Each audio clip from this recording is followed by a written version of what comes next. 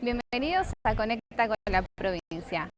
Nos encontramos en el municipio de Brea de Aragón. Hoy la aplicación Arte en la provincia de Zaragoza nos invita a conocer la iglesia de Santa Ana y las yeserías que se encuentran en este templo.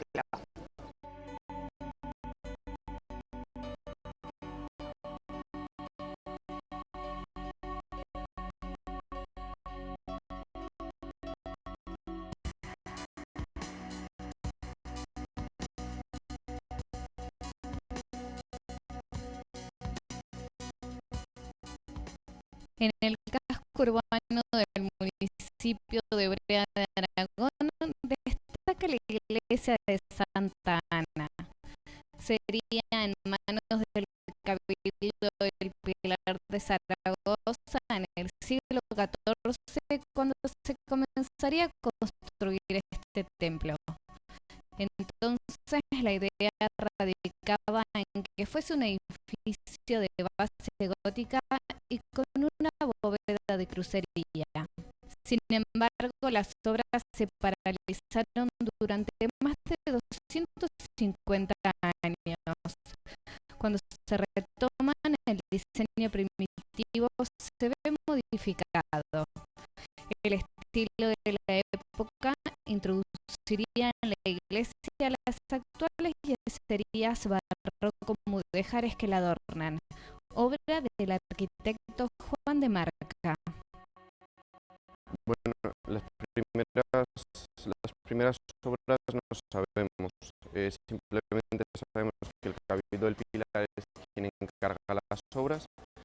Se conserva en el archivo de Zaragoza del Pilar los planos primitivos de la iglesia, como iba a ser originalmente, pero no sabemos el arquitecto. Lo que sí sabemos es quién concluye las obras a expensas justamente del Cabildo del Pilar, pero por insistencia de los arzobispos de Zaragoza. Lo que más destaca de la fachada pues, es la propia portada. Es una portada con un arco rebajado de piedra y el resto de la fachada pues, es de mampostería. También, bueno, pues la torre campanario que tiene ese primer tramo mudéjar que posteriormente ya seguirá con el tramo renacentista de los arcos y por último pues ya en el siglo XX, en el último cuarto del siglo XX se construirán las tres cúpulas que coronan la torre y que pues en su momento quedaron sin construir y a expensas del municipio por a base de aportaciones populares pues se pudo hacer esta obra en torno a los años 70.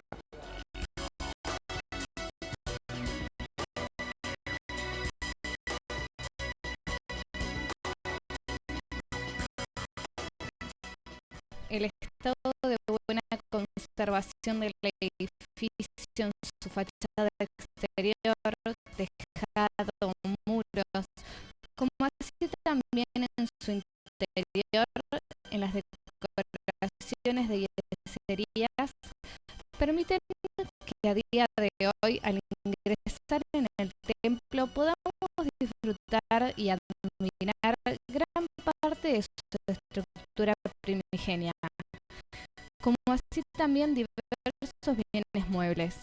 En un primer momento la fachada, tal como la contemplamos hoy, no es como estaba pensada.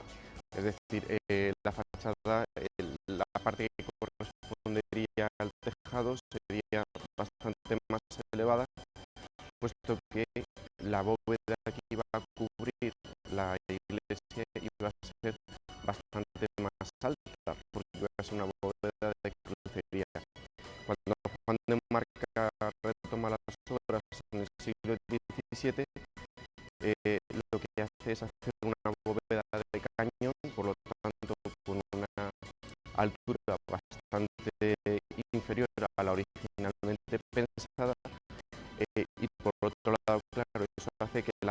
fachada pues quede también como chata en función de lo que en un primer momento se había pensado, ¿no? Se había proyectado.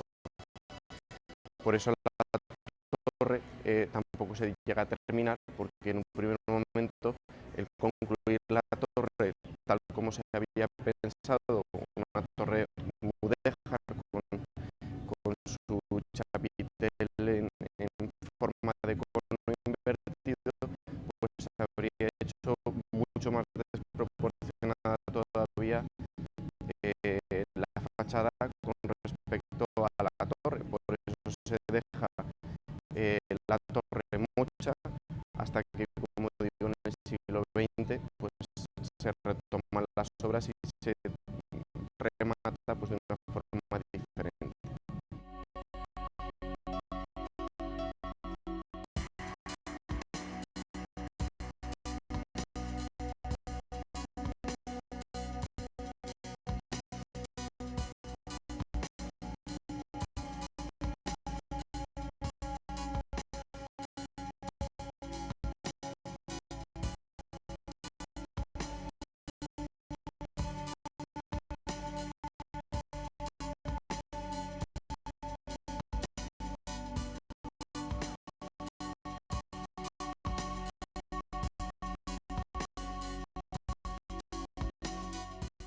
Se trata de una iglesia de una única nave con capillas laterales. Tiene en su primer tramo dos capillas más pequeñas dedicadas al dulce nombre de Jesús y a la Virgen del Rosario, que en el siglo XVIII pues, fue ampliada y reformada.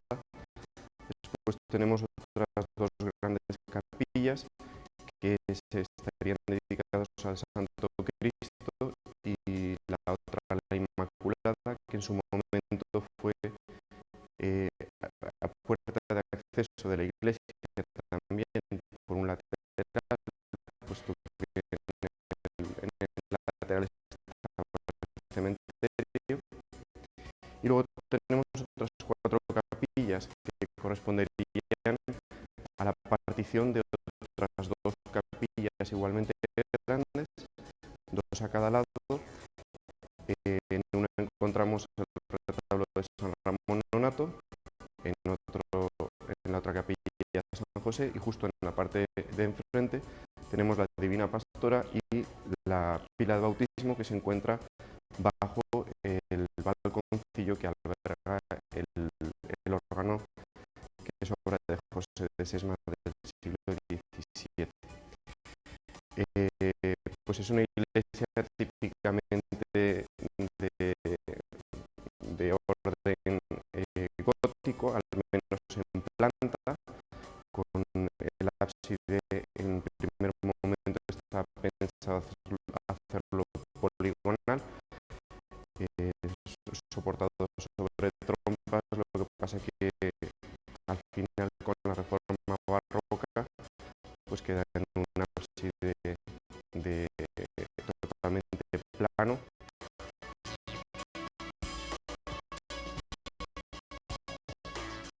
La iglesia de Santa Ana se convierte en escaparate de más de 20 diseños distintos de decoración en lo que a sus características y yesería se refiere. Motivos que incluyen estrellas, puntas de diamantes, piñas y demás tipos de lacerías que dan forma a un complejo contenido iconográfico. Realmente lo que hace Juan de Marca es algo totalmente novedoso. De hecho, cuando se inaugura la iglesia el 28 de febrero de 1677, cuando vienen todos aquellos que habían sido invitados por el Cabildo para ver la conclusión de las obras de la iglesia de Brea, se quedan admirados porque realmente es un tipo de decoración pues, que no habían visto nunca. Juan de Marca realmente pues, lo que hace es generar un nuevo tipo de decoración que, al contemplarlo todos aquellos que vienen, hace que todos quieran tener este tipo de decoración en sus iglesias, sobre todo en la zona, y igualmente en los palacios, por ejemplo el Conde de Morata. Por eso, si ahora visitamos otras iglesias de la comarca de la Aranda, Illueca, Jarque de Moncayo, veremos que los intradós de los arcos, incluso pues las propias cúpulas o bóvedas, pues tienen una decoración similar. Si bien hay que decir que efectivamente la de Brea es la primera que se hace y es la que sirve de modelo para la recreación de este mismo tipo de decoración en otras iglesias. Simplemente lo que pretende hacer es concentrar la luz en la parte superior para que así con el contraste de la luz con las sombras de las yeserías al estar en relieve, pues generen ese juego de luces y sombras que realmente hacen pues una iglesia espectacular. Y por otro lado vemos que están todas las yeserías como enmarcadas en la parte central, generando una línea recta que poco a poco va siendo cada vez con mayor relieve las yeserías. Vemos que estas primeras que están sobre el coro son muy lisas y en cambio las que están sobre el presbiterio pues son mucho más destacadas, ¿no? Justamente lo que hace esto es dar una mayor sensación de profundidad de la iglesia y por otro lado crea una línea recta que hace que el visitante, en cuanto entra, lo primero que mire sea el retablo, porque las yeserías lo van orientando hacia él.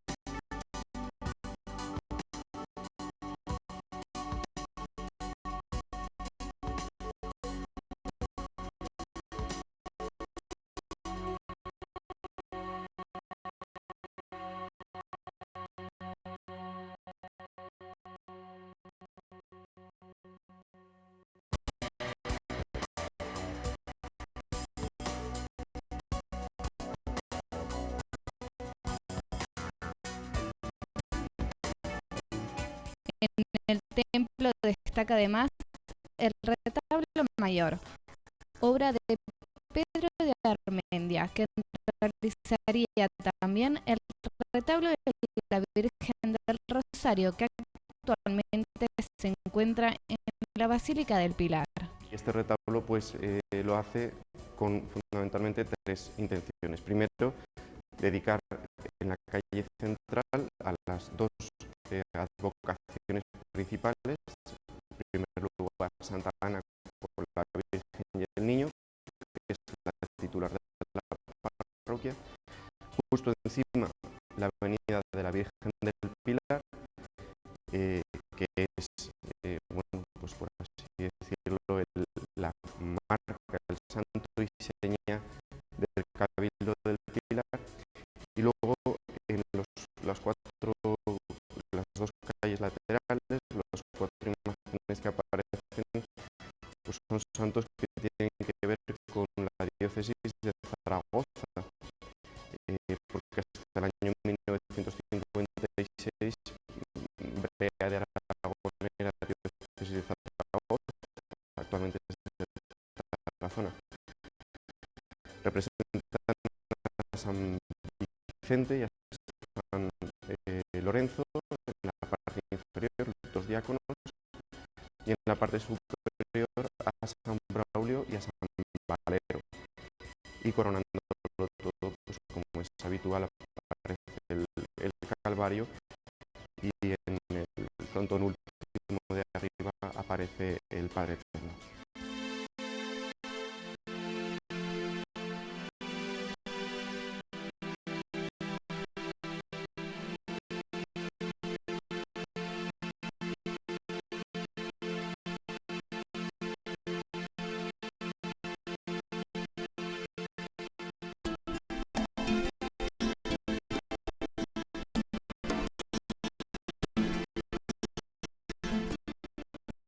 La Virgen del Rosario es una advocación muy importante en Brea de Aragón. La cofradía se pide en el año 1601 que se funde, y realmente cuando se concede ese privilegio de crear la cofradía dedicada a la Virgen del Rosario y al dulce nombre de Jesús, es el 1 de mayo de 1611, y lo conceden desde el monasterio dominicano que había en Gotor. Entonces, poco a poco la vocación de la Virgen del Rosario tiene pues una gran importancia dentro de Brea. De hecho, hoy en día prácticamente toda la población, todo el municipio es cofrade de la Virgen del Rosario, y por eso pues en el siglo XVIII se lleva a cabo una reforma muy importante en esta capilla.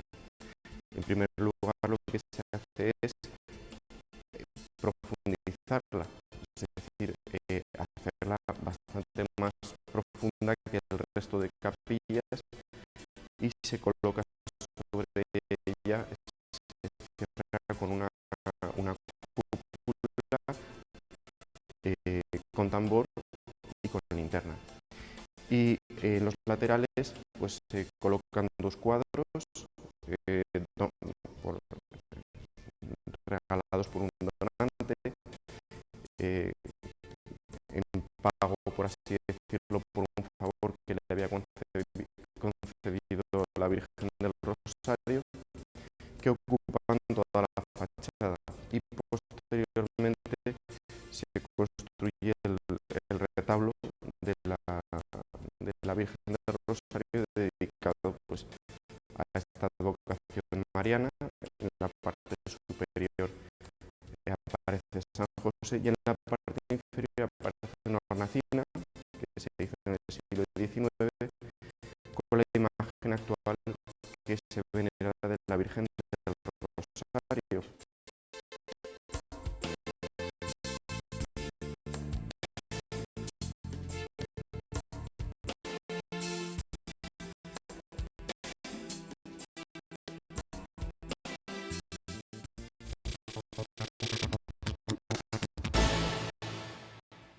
Pues estamos en la ermita de la Virgen de los Dolores, que tiene una curiosa anécdota, y es que un sacerdote de aquí de Brea, pues llamado Lucas Clares, vivía con su madre, que estaba muy enferma. Entonces él hizo una serie de rogativas a la Virgen para pedir por la curación de su madre, y una noche tiene un sueño, y en ese sueño la Virgen le dice que si le edifica una ermita, pues que ella intercederá. Entonces Monseñor Lucas lo que hace es comenzar la edificación de esta ermita, aprovechando que el arquitecto que estaba haciendo las bóvedas de la iglesia de Santa Ana, Juan de Marca, pues estaba aquí en el municipio. Entonces Juan de Marca es el que se encarga de llevar a cabo pues el proyecto de esta ermita, y de hacer la cúpula central, pues, que es tan espectacular como las yeserías que tenemos. Por eso se construye esta ermita dedicada a la Virgen de los Dolores, con el huerto que tiene al lado, el parque de al lado, su manantial, y la casa del santero incluso llegó a tener en su momento. Entonces la historia de esta ermita justamente viene vinculada, por un lado, a la presencia de Juan de Marca, y por otro lado pues a este sueño y sacerdote de aquí de Brea en aquel momento.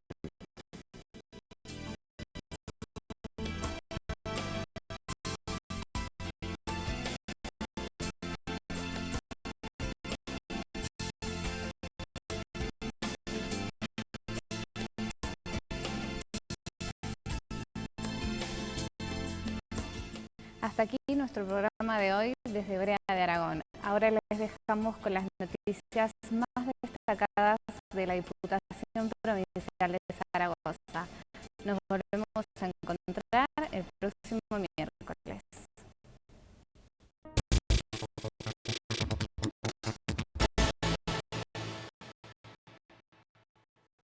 La Diputación Provincial de Zaragoza ha inaugurado este sábado el nuevo parque de bomberos de la zona oeste de Tarazona.